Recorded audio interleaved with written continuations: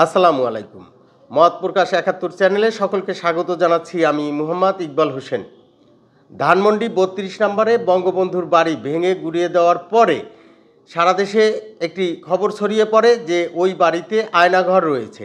এখন সেই আয়নাঘর খুঁজতে এই আজ সকাল থেকে দুপুর ১টা পর্যন্ত মোহাম্মদপুরের এই দমকল বাহিনীর ৩টি ইউনিট তারা কিন্তু সেচ করেন, তারপরে সেখানে ব্যাপক খোঁজাখুঁজি করেন, তারপরে কিন্তু তারা এক প্রকার গণমাধ্যমের কাছে কিছু না বলেই চলে যান। তবে তারা কিন্তু তাদের ভিতর থেকে নাম প্রকাশে অনেক কিছু কর্মী কিন্তু তারা এই বিষয়ে কিন্তু বলেছে। তারা কিন্তু বলেছে যে এই বাড়িতে আয়নাঘর নামক যেই বিষয়টি বলা হয়েছিল সেটি তো খুঁজে তারা পায়নি, তারপরে ওইখানে তেমন কিছুই পায়নি।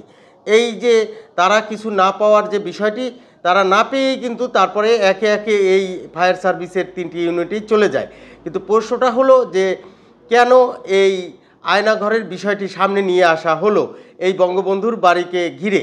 এর কারণ হলো যখন বঙ্গবন্ধুর বাড়িটি ভেঙে গুঁড়িয়ে দেওয়া হচ্ছিল তখন কিন্তু এই সারা দেশেই একটি মানুষের ভিতরে একটি যে বিষয়টি কাজ করেছিল যে বঙ্গবন্ধুর বাড়ি ভাঙাটা নিয়ে মানুষের ভিতরে কিন্তু একটি সমালোচনার ঝড় উঠেছিল। সেটি শুধু বাংলাদেশের গণ্ডি পেরিয়ে কিন্তু এই বিদেশেও সেই সমালোচনা উঠেছিল এবং বিদেশি গণমাধ্যমগুলোও কিন্তু সেগুলো ব্যাপকভাবে প্রচার করেছিল বা বিদেশি কিছু দেশ কিন্তু সেই বিষয় নিয়ে আবার প্রতিবাদও জানিয়েছে তারা এই বঙ্গবন্ধুর বাড়ি ভাঙার বিষয়টি নিয়ে।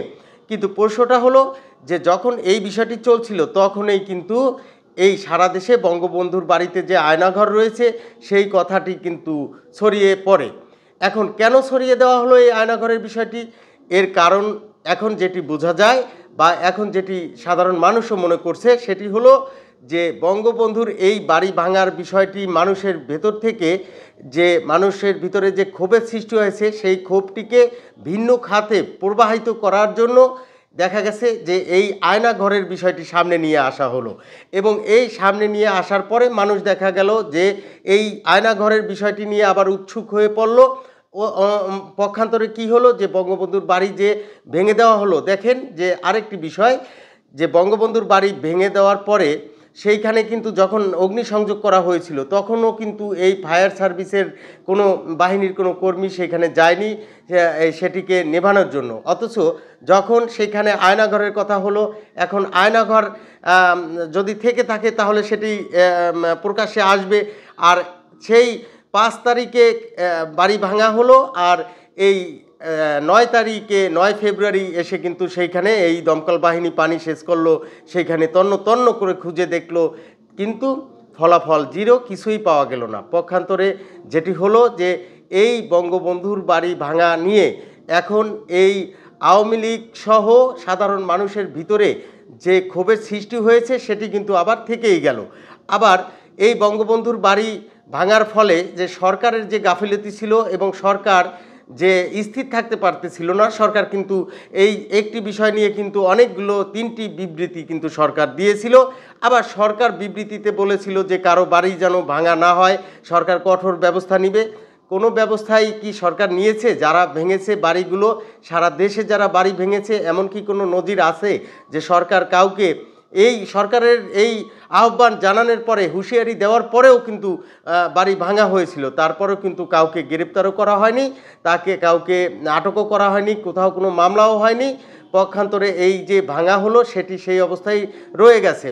আর অন্যদিকে যেটি হলো যে বঙ্গবন্ধুর বাড়িকে ঘিরে যেই গুজবটি ছড়িয়ে পড়েছিল যে আয়নাঘরের বিষয়, সেটিও কিন্তু এখন মিথ্যে হয়ে গেল। এখন এই গুজব তো মিথ্যে হয়ে গেল, তাহলে বঙ্গবন্ধুর বাড়ি ভাঙার বিষয়ে মানুষের ভিতরে যে আবেগের সৃষ্টি হয়েছিল সেটি কিন্তু আবার সেই আবেগের জায়গায় চলে আসলো।